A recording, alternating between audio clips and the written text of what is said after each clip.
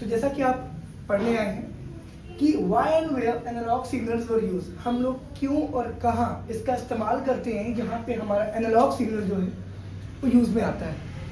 Point definition bookish language में एक बार देखेंगे हम लोग। It is a variable based data unit which represent continuous value. अर्थ ये एक ऐसा वेरिएबल बेस्ड डेटा वैल्यू है जो बदलता है, वेरी करता है। अलजेब्रा पढ़े होंगे आप लोग, सपोज एक्स सपोज वाई, वहाँ पे वेरिएशन बहुत सारे हैं। बट अगर आप नंबर फॉर्मेट की बात करेंगे 2 तो 2 ही होगा, समझिए इस बात को। लेकिन यहाँ पे क्या है, सपोज कि ये 2 है, सपोज कर रहे हैं मतलब कि वो वेरिएबल है, बदल रहा है। ये वेरिएबल करने वाला सिग्नल है। इसको रिप्रेजेंट को कॉन्टिन्यूस वैल्यू में रखते हैं, बढ़ते हुए अवस्था में रखते हैं। जैसे रेडियो सिग्नल्स, कभी फ्रीक्वेंसी तेज कभी कम, सिर्फ फ्रीक्वेंसी अच्छी आती है तो नेटवर्क प्रॉब्लम प्रॉपर पकड़ता है। सिग्नल्स प्रॉपर नहीं आते हैं तो आपको खचपच की आवाज आती है। उसको हम लोग टेक्निकल वर्ड में कोलिजन बोलते हैं। क्या बोलते हैं? कोलिजन बोलते हैं कि उसमें ट्रैफिक आ चुका है उस सिग्नल में, क्योंकि फ्रीक्वेंसी, नेताजी जब माइक पे स्पीच दे रहे होते हैं, माइक हिलता है, वो रोटेट होते हैं, सिग्नल जब डिस्टर्ब होते हैं तो सन से एक आवाज आती है, वो काफी कान को सुन्न कर देती है कुछ देर के लिए। वो भी कोलिजन होता है, वो हाई लेवल का कोलिजन होता है, क्योंकि ट्रैफिकिंग होती है वो ज्यादा हो जाती है। और चूंकि डेटा जो है वेव्स में, सिग्नल्स में काम कर रहा होता है, एनालॉग में काम कर रहा होता है, इसलिए प्रॉब्लम्स का सामना करना पड़ता है। क्योंकि आपने वो चीज़ नोटिस की होगी, जब आप माइक लगाते हो, वायर्ड माइक स्मार्टफोन में या फिर साउंड रिकॉर्डर में या फिर कहीं पे भी जहाँ पे रिकॉर्डिंग स्टूडियो है, वहाँ पे प्रॉपर वायर्ड माइक्स होते हैं और एकदम जिनकी वेवलेंथ होती है बराबर होती है। और वहाँ ये सब शिकायतें आपको नहीं आती, बिकॉज वो फिजिकल कंडक्टर, एक फिजिकल तार यूज कर रहे होते हैं डेटा के ऑडियो सिग्नल्स, ग्रेड सिग्नल्स को भेजने के लिए। समझ रहे हैं आप लोग? और आपको पता है फिजिकल कंडक्टर में जिस तरीके का यूज करते हैं वो 1010 के डिजिटल फॉर्म में जाता है, जो भी आपने पीछे पढ़ा। ये रेडियो सिग्नल्स, यहाँ पे सिग्नल की बात हो रही है, इस बात का गौर करिएगा। वॉइस रिकॉर्डर, पॉडकास्ट वगैरह में आप देखते होंगे बहुत सारे बड़े बड़े प्लेयर्स आते हैं, बड़े बड़े सेलिब्रिटीज आते हैं, उनके कॉलर पे एक माइक लगा होता है। वो वायर्ड, कभी कभी वायर्ड होता है, कभी कभी वायरलेस होता है। वायरलेस कहाँ पे?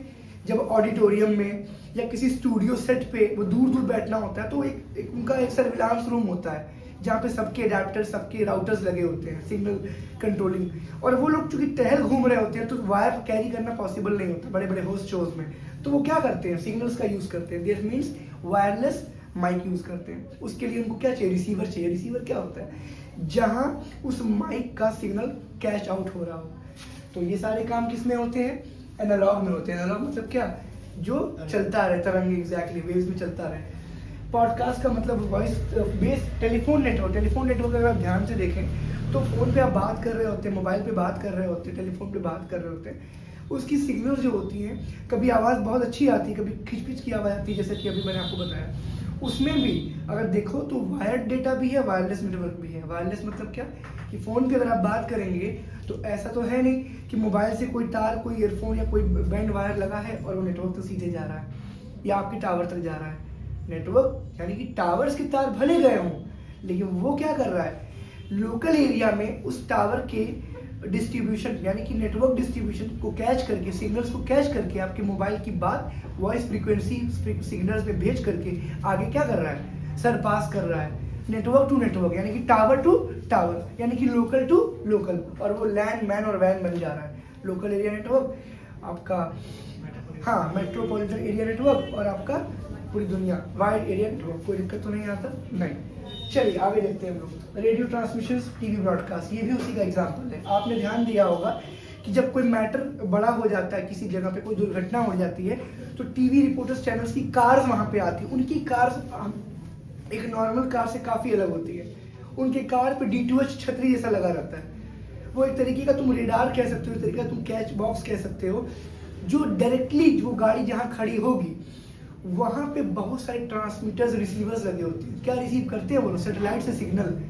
वो गाड़ियाँ उस दिशा में खड़ी होंगी जिधर हम लोग का सैटेलाइट मौजूद है। कहाँ पे? आकाशवाणी जहाँ से होती है, मीन्स गैलेक्सी में। कहाँ से? एग्जैक्टली वहाँ से वो लोग क्या करते हैं, डायरेक्टली उसके कांटेक्ट में आते हैं, और जो भी उनके कैमरे में शूट हो रहा होता है वो लाइव स्ट्रीम यानी कि लाइव टेलीकास्ट हो जाता है। यानी जो घटना वो देख रहे हैं उनके कैमरे में रिकॉर्ड हो रहा है, आई मीन रिकॉर्ड नहीं हो रहा है, जो चल रहा है लाइव स्ट्रीम, वही सैटेलाइट पे सिग्नल भेज रहा होता है। आपको तो पता है सैटेलाइट से लाखों करोड़ों यूजर्स जुड़े हुए हैं, लेकिन वो भी उनके ऑपरेटर्स की बात होती है। आप कहोगे ऑपरेटर्स क्या होते हैं? अगर आप, जाहिर सी बात है, वहाँ सिर्फ इंडिया टीवी की गाड़ी खड़ी है तो इंडिया टीवी के जो यूजर्स हैं, इंडिया टीवी के जो चैनल वाले लोग हैं, जो उनके ब्रॉडकास्टर्स हैं, जो उनके व्यूअर्स हैं, जो उनके यूट्यूब पे उनके व्यूअर्स हैं, सब्सक्राइबर्स हैं, उन्हीं लोग तक वो जानकारी पहुंचेगी। बात समझिए मैं क्या बोल रहा हूँ। अब ऐसा नहीं है कि वो पब्लिकली ब्रॉडकास्ट हो गया है, वो गवर्नमेंट ही जब आदेश देगी तभी ऐसा होगा। जैसे गवर्नमेंट को अगर कोई आदेश चलाना होगा तो वो हर न्यूज़ चैनल पे नहीं, वो पूरी टीवी सिस्टम, पूरी मल्टीमीडिया सिस्टम पे एक साथ उसको ब्रॉडकास्ट करेंगे और वो लाइव स्ट्रीम, लाइव टेलीकास्ट चलेगा। यानी आप कोई भी चैनल देख रहे होंगे, वही जब तक वो चाहेंगे तब तक आप वही देखोगे। एक तरीके का कह सकते हैं कि ब्रीच आउट, सारे सिग्नल्स को, सारे चैनल्स को हटा करके एक नया प्लास्टिक का दीवार खड़ा कर देना जिसके आगे कोई नहीं जा सकता। समझ रहे हैं आप लोग? तो ये सारे काम आपके इसमें आते हैं जिसको आप टीवी ब्रॉडकास्ट बोलते हैं।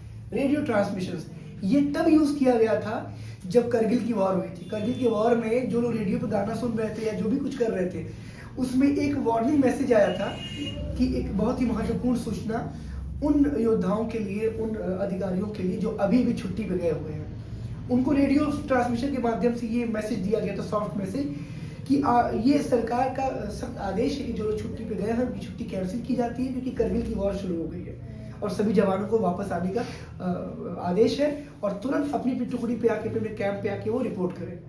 रेडियो ट्रांसमिशन था, सारे सिग्नल ब्रीच आउट हो गए थे। सरकार जो कह रही थी, कोई विभिन्न भारती सुन रहा हो या कोई आपका वो सुन रहा हो, आकाशवाणी, कोई मतलब नहीं, सब पे एक ही मैसेज चल रहा था एक समय पे। तो सब लोग क्या हो गए थे, क्योंकि वो इमरजेंसी स्थिति आ गई थी।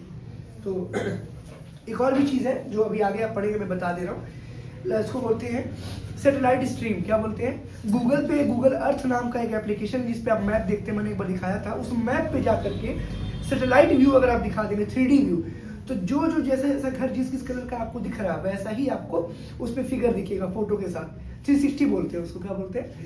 एक जगह पे खड़े होकर पिंच पॉइंट आउट करके भी आप उसको घुमाएंगे सर्कुलर फॉर्म में, तो हर ओर वो ग्लोब के जैसे घूमेगा भी।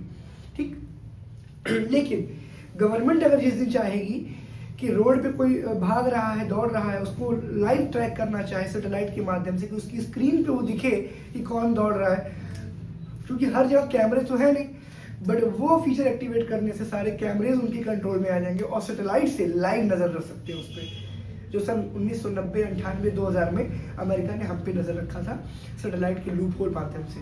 वो सैटेलाइट जो है वो पूरी दुनिया की चक्कर काटता है ऊपर और वो ट्रैक कर रहा होता है, उसको एक नक्शे पे सेट किया जाता है कि इस देश पर नज़र रखो, तो उस देश के ही अगल बगल इर्द गिर्द वो मंडराता है तारे की तरह और वो उस पर नज़र रखता है। सर्विलांस, समझ रहे हैं आप लोग? तो ऐसे आप ऊंचाई से, जैसे क्या होता है, अपने मोहल्ले की सबसे ऊंची बिल्डिंग पे खड़े हो जाओ तो सारे घर दिखाई देते हैं, वैसे ही हाइट जितनी बढ़ती जाएगी और उसकी क्रिस्टल क्वालिटी, जो कैप्चर क्वालिटी होती है, जितनी आप बढ़ाओगे तो सब पे नजर रख सकते हो आप। उसको बोलते हैं सैटेलाइट कैमरा। क्या बोलते हैं?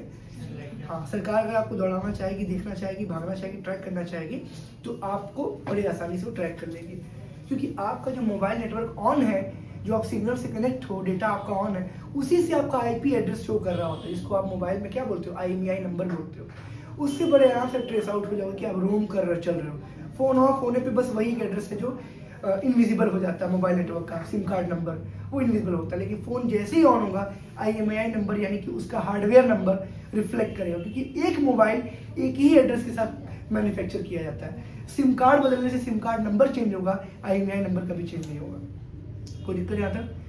तो कंपनी, सरकार या cyber cell IMEI number track करती है ना कि मोबाइल नंबर। मोबाइल नंबर तो बस सर्विलांस पे लगा होता है कि अगर ये नंबर एक्टिवेट हो तो इसकी बातें हमें रिकॉर्डेड सुनाई दे, लेकिन IMEI नंबर से लाइव लोकेशन ट्रैक हो सकती है आपकी। समझ रहे हैं आप लोग? तो इसलिए आपने देखा भी होगा फिल्मों में कि छोटे मोबाइल अपराधी रखते हैं और एक कॉल करने के बाद मोबाइल को तोड़ के फेंक देते हैं, फिर एक मोबाइल के लिए एक कॉल, फिर एक मोबाइल के लिए एक कॉल, मतलब मल्टीपल लोकेशंस। कोई दिक्कत जाना किसी को?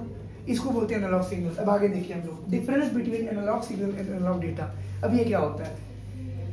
अंतर पता करने की बात चल रही है, अंतर पता करना होगा एनालॉग सिग्नल और एनालॉग डेटा में क्या अंतर है। तो analog to analog conversion is useful because it modulates and upgrades the signals strength for easy and convenient data transmissions. Analog to analog conversion is useful.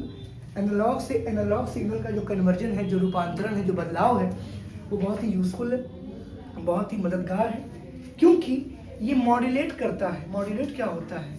कह सकते हैं ये इसको विकसित करता है, विकासशील बनाता है। And upgrades the signal strength, और साथ में ही सिग्नल के स्ट्रेंथ को भी क्या करता है, वो मजबूत करता है। क्या करता है? ताकि इजी और कन्वीनियंट डेटा ट्रांसमिशन हो सके। इजी मतलब आसान, कन्वीनियंट मतलब कि सुविधाजनक, और डेटा ट्रांसमिशन मतलब कि जानकारी का आदान एवं प्रदान, इंटरचेंज, लेना और देना। कोई दिक्कत है ना किसी को? इसके आगे देखिए, types of analog to analog conversion. Analog से एनालॉग कन्वर्जन के कितने प्रकार हैं? पहला, हम लोग बस पहला आज कवर कर रहे हैं इस वीडियो में, एम्पलीट्यूड मॉड्यूलेशन, जिसको एएम बोलते हैं। एएम, पीएम और एफएम 3 होते हैं, हम एएम पढ़ेंगे आज। It is a continuous data value that works on variables various waves. Example, record through microphone sound. कह रहा है कि आप जब माइक से कुछ रिकॉर्ड करते हैं, जैसे कि हम लोग अभी फोन से रिकॉर्ड कर रहे हैं अभी, तो मेरी जो वोकल स्पीड है, पिच रेट है, जो स्पीच रेट है, वो कभी कम कभी ज़्यादा हो रही होती है, कभी ज़्यादा कभी कम हो रही होती है। तो हम कुछ नहीं कर रहे होते हैं, बस अब भाई जाहिर सी बात है, energy level, movement of body, mind muscle connection हर बार एक तो हो नहीं सकता है। कॉन्फिडेंस लेवल, कुछ वर्ड्स पे मुझे ज़्यादा कॉन्फिडेंस है तो मैं लाउड एंड क्लियर बोल रहा हूँ, कुछ वर्ड्स टफ है, मेरी प्रोनाउंसिएशन में भी वीक है तो मैं उसको स्लो एंड स्टडी बोल रहा हूँ। But remember one thing, slow and steady win the race, ठीक है ना? तो ये कुछ बातें ऐसी हैं जिनको हम समझ सकते हैं कि कभी क्या होता है कि सिग्नल्स को मॉड्यूलेट करते वक्त हम इस बात का विशेष रूप से ध्यान रखें कि मॉड्यूलेशन का अर्थ यही है कि हमारे वीक सिग्नल्स को, हमारे अनयूजुअल सिग्नल्स को कन्वर्ट करना, रूपांतरित करना और उस जानकारी को आगे पहुंचाना, लाइक डेटा ट्रांसमिशन करना। यही हमारे एनालॉग सिग्नल्स का अंतर है। तो एएम में हम ये काम करते हैं। अब कंपेयर हम कल करेंगे पीएम और एफएम में क्या काम होता है। तो एएम का काम हमें मालूम हो गया कि कुछ नहीं करता, कॉन्टिन्यूअस वैल्यू यानी कि निरंतर चल रहे डेटा वैल्यू पे काम करता है, यानी ये रुकेगा नहीं, 0-1 में नहीं मापा जाएगा। और इसी के साथ साथ इस पे एग्जांपल दे दिया गया, recording of a microphone, mic पे रिकॉर्ड किया हो कोई डेटा। सिर्फ माइक पे ही क्यों, अगर आप ध्यान दें, माइक पे ही क्यों, अगर हम कोई वीडियो भी रिकॉर्ड कर रहे हैं तो उसमें ऑडियो और वीडियो दोनों रिकॉर्ड होता है। दोनों कभी कभी मैच नहीं करते, आपने फिल्मों में देखा होगा। कभी कभी डीवीडी में, टीवी में या रिकॉर्डेड फिल्म में डबिंग जब होती है हॉल में, तो एक्टर कुछ बोल चुका होता है, उसकी लिपसिंग हो चुकी होती है, जबान मुंह डोल चुका होता है, फिर भी आवाज देर से आती है, यानी वो क्या होता है, सिंक नहीं है। क्या नहीं है? ऑडियो वीडियो का सिंक नहीं है, मीन्स डब्ड है वो मूवी, वो ओरिजिनल कॉपी नहीं है उस मूवी की या उस कैसेट की। तो एनालॉग सिग्नल्स क्या करते हैं, फ्रीक्वेंसी पे काम करते हैं, जो कभी ज्यादा कभी कम, कभी हाई कभी लो, कभी डेप्थ कभी डीप जाती है। कोई दिक्कत ध्यान रखा आपको? चलिए आज के लिए बस इतना काफी है। Thanks to my YouTube family, my dear student, have a good day.